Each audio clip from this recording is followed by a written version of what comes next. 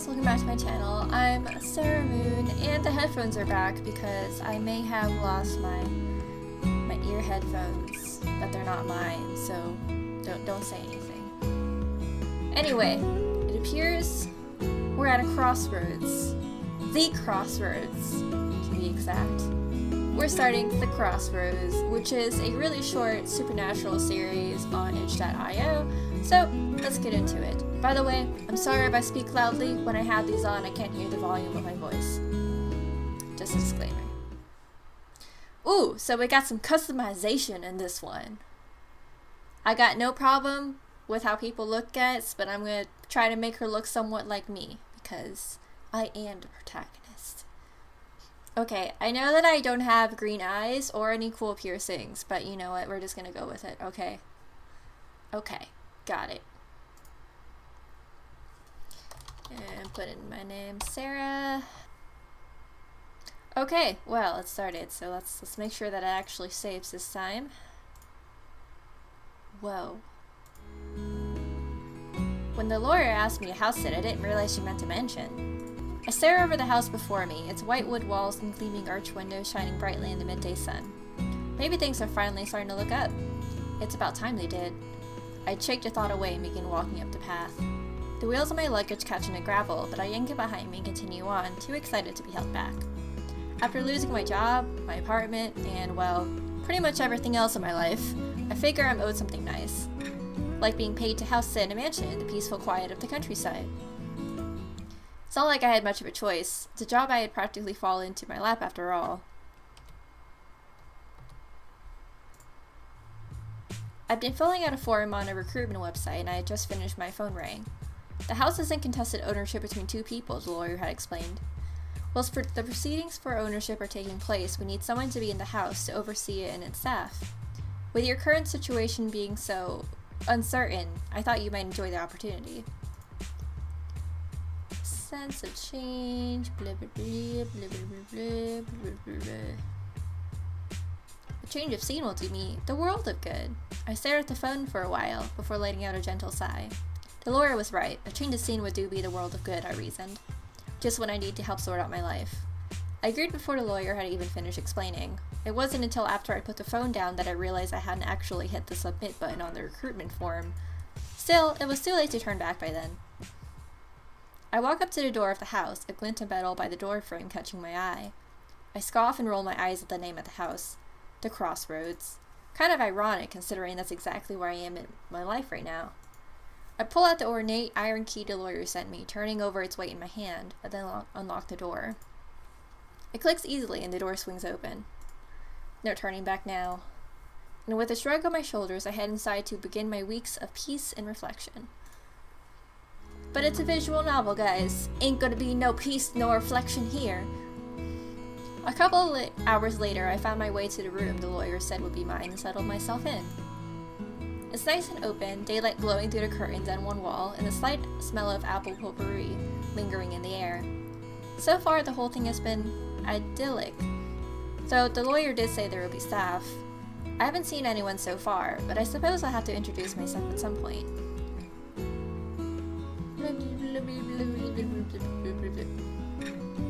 It'll be nice to have a bit of company. It looks pretty big, and rattling about it on my own might make for some nervous nights. At least I know there will be people around if anything goes wrong. I give a resolute nod before turning to head out of my room. The house seems pretty empty inside, and the sunlight bursting through the back doors tempts me out. The bright light hits me as soon as I step out into the gardens, the sun warming against my skin. As I walk through the hedge-lined pathways, I listen to the bird chorus, undisturbed by traffic or city noise. It's beyond peaceful, and the idea of spending weeks here makes my smile widen. Can I help you? A voice calling to me makes me stumble to a stop, almost half tripping over the flower border. I spit on the spot, glancing over a vane-draped pergola through a topiary archway, the pink flowers sprinkled over the leaves almost seeming to glow neon in the light. It's a moment before my gaze drops to the figure now approaching me through the dappled shadow of the pergola. I will say that a point that I notice in this game is that it's pretty well written. That is something that I appreciate personally. Oh, hey, hot dude! He tugs a pair of mud-stained gardening gloves and pushes his fingers through the hair, which has fallen in front of his dazzlingly green eyes. Of course, guys, hot gardener, bachelor number 1. Are you lost? I blink out of my momentary shock and realize I have to respond. No, sorry, no, I'm Sarah. I'm supposed to be house-sitting. I clear my throat, trying to regain my composure. Yeah, of course. He gives an awkward chuckle and smiles. The lawyer said you'd be round sometime today. I've been so busy, I forgot. Sorry for not being there to greet you when you arrived. I nodded his apology, thankful we seem to be getting off on the right foot. I'm Tristan, by the way. He extends his hand out towards me and I reach out to shake it. I'm the handyman here. Well, and the gardener. His laughter echoes softly and the plants seem to be lifted by the sound of it. It's good to meet you. He nods, folding his arms and moving over to lean against a post of the pergola. His gaze flickers over me for the briefest moment as though I wasn't what he was expecting. So you're the key. Key? Oh, key person. The person who has the key to the house. He rubs the back of his neck and glances away. Yeah, I suppose I am. Weird wording, but okay. Are you the only one who works here? His awkwardness quickly shifts into annoyance at the question. Unfortunately not. There are only 2 of us who work here. Though that's one too many. He mutters the last part, but I hear it anyway in the quiet of the surroundings. He steps back onto the path and smiles once again. I should probably get back to it. He jerks a thumb over his shoulder. The plants won't water themselves. It was good meeting you, Sarah. I'm sure we'll meet up again later. I give a smile to match his own. Sure, see you later. He gives a farewell nod of his head and pulls back his gloves on and disappears around one of the many hedge walls. He seemed nice enough. I stare at the place he just stood, wondering what to make of first impressions. A bit of eye candy will certainly be nice too. And there's no harm in looking right. I like how this little blush just kind of looks like I'm drunk. I shake the thought away with a small chuckle before turning to head back through the gardens towards the house. Or I at least try to find my way back. I was sure I couldn't have gone that far from the house. The place certainly looks the same as before. Giving an annoyed click of my tongue, I spin on my heel and head back in the other direction. Quite a while later, I emerge out of a tree-lined pathway to stumble back to the front of the house. I smile in relief and take a step forwards, only to almost collide into the back of someone. The figure turns to face me, a brow arch in confusion. Is this bachelor number 2? I'm unsure what to say. His refined, stiff posture is not something I normally see in people. We both stand in silence for a long time before his assessment curves his lips into a long smile. You must be Sarah. We've been expecting you. I was awaiting your arrival.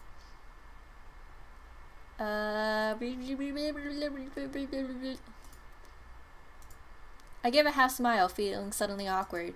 I hope you haven't been waiting too long. I actually arrived earlier. Oh. He glances away, his brow shifting into an annoyed frown. I see. I was informed by The shoulders of his crisp suit shifts as he stiffens. By my colleague, that your arrival will be now. You mean Tristan? His lips twitch at my question, seeming to hold back a reaction. I actually met him already. Yes. Seems I underestimated him. Excuse me? I frown as he mutters a strange statement. His gaze flicks back to meet mine, the tension so sudden that I flinch.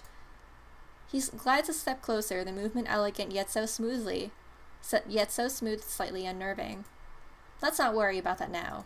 What matters is that you finally arrived. My name is Lucan?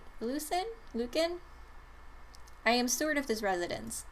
It's unfortunate that you've had to settle in by yourself. But please, if you should have need of me, do not hesitate to call.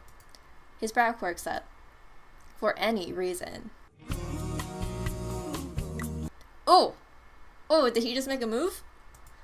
His tone turns heavy with suggestion, enough that I have to swallow hard. Oh, I guess it was a little move. That's new. And with that, he passes by me, heading into the gaze of gardens I had just been lost in. I watch him go, shifting on the spot a little. Okay, this experience is a little different than I imagined so far. Maybe things will settle down the longer I'm here. Taking a deep breath of the fresh air, I'm pleased to at least have the introductions out of the way. The fact that the lawyer wanted anyone to house sit when there are already staff here is strange, but the nagging thought is washed away by the tranquility of the house and the gardens. With a renewed smile, I head back into the house, planning to explore a little more before evening settles in.